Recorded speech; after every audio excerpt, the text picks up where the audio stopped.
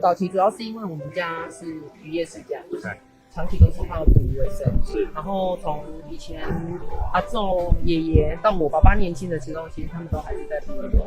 只是在到我们这一代的时候，因为捕鱼坦白讲就真的非常辛苦，而且就真的是跟大海的互动，所以风险上，因为我爷爷在海上就是因为生病来不及救就过世，所以我爸爸捕鱼到16岁的时候，就等爷爷过世的时候，他就下定决心不再捕鱼了。那当然也不希望我自己在走上这条路，所以后续就转型，他就想说，那我既然不能捕鱼，那我能做什么？因为他熟悉渔业嘛，所以就到鱼市场去做开发。然后就是你刚刚提到，就是你觉得看到这个是不对的。对，就是他的想法概念很好。我们对生鱼片的要求还是没有像日本人这么专精。就是比如说它部位纹路怎么去看，这个部位适合做什么，有价值性在哪里。我们其实刀拿起来就切，所以我那时候看到弟弟去学回来，坦白讲，我以前站外场，可是我没有办法说服我的客人去接受我们家的东西。东西是好的，那尾鱼很好，可是他没有办法把它的价值性提升出来，所以就磨合嘛，我就跟他吵，我就说你切这样的东西，我不敢卖，我不敢销售给我的客人，我没有办法拍胸脯保证，这是我们家自己捕的鱼，那个品质绝对你会满意的，我说不出来，我被打枪，所以那时候毅然决然，我就变成到日本去观摩。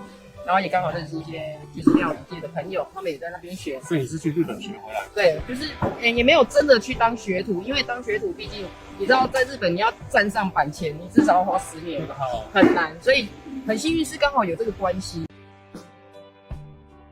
最难忘，对，你总有一件事情是让你觉得印象深刻的，不管是你经历过你觉得很辛苦的事情，或者是好。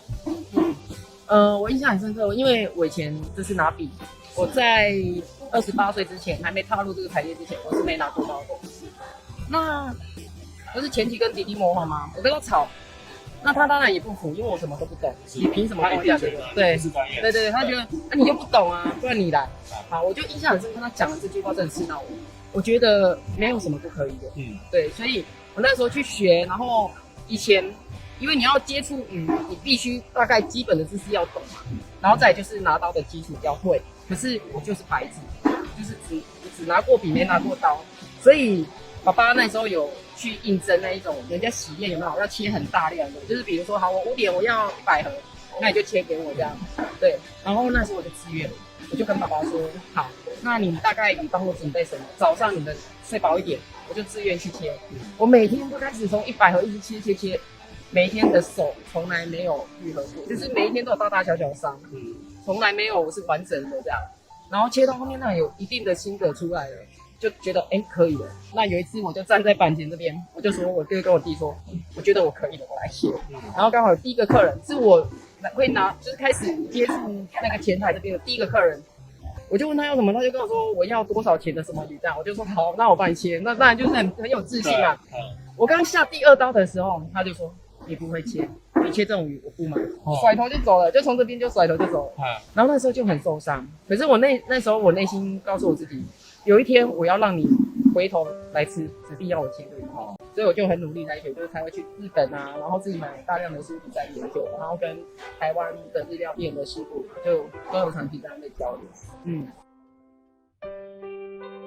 这件事情变成一个传奇。为什么你2021年这么拼命的做，就是全省在锻炼的时候，你还是想尽办法把黑尾鱼送出去？对，你为什么对这件事情这么执着跟拼命？市场那时候就传出有一位确诊者有到市场里面，那时候我们就被迫完全都没人，都要休息，对，大消毒，就是完全不能营业。那很多人都转型做便当，可是我就觉得这么多人做便当，就很像在红海里面杀来杀去。对，我就觉得我不想去走他们走的路，所以我就带着他们，我说好，有仓库，有设备，什么都有，专业技术也有，我们来搞直播。那直播来了，那时候直播做的不错，可是变成宅配有问题。对，就是那时候锻炼啊，锻炼，对，自己所有的线上全部都锻炼，是有东西出不去。所以我那时候就绞尽脑汁在想，哇，那怎么办？我们不可能配车送出去，第一没效率，再来就是你的人员怎么办？他们的安全性你也要顾及到。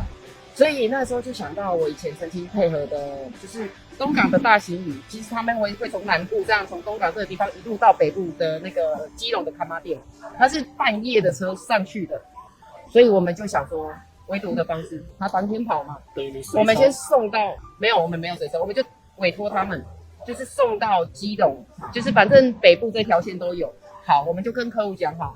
他们也理解说现在宅配的状况，所以我们送到比如说新竹一个点、桃园一个点、台北一个点，我们就选比较大的站，然后到货之后再请当地的车去帮我们配送出去到他们家。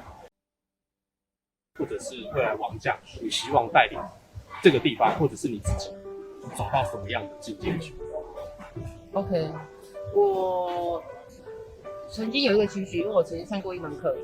那个时候是跟台北的龙吟，也是米其林餐厅，有候选的，跟他们上了一个课程。他们很坚持他们的食材，也很尊重他们的黑尾鱼价格，不管怎样都永远比东港高。那我就会觉得说，蛮可惜的，台湾渔民也一样辛苦，可是我们就只能贱价卖我们的东西。那这个差异性到底在哪里？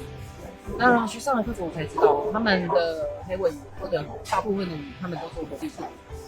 可是东港他们这些渔场，他们没有这个观念，他们鱼抓起来就是往冰库里面塞，就塞。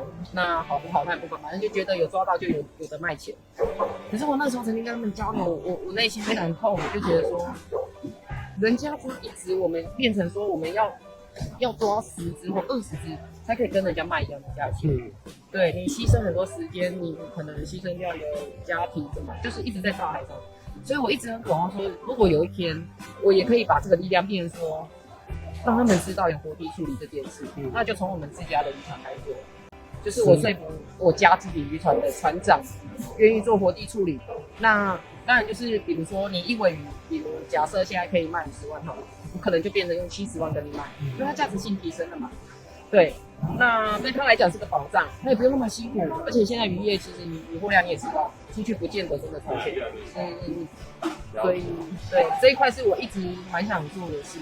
那现在你们家的就是这样在做，就是这样的标准。现在还在跟他们沟通，现在还没有办法达到，因为它的确需要技术哦，因为它鱼体很大嘛，那它等于在甲板上它有活动量。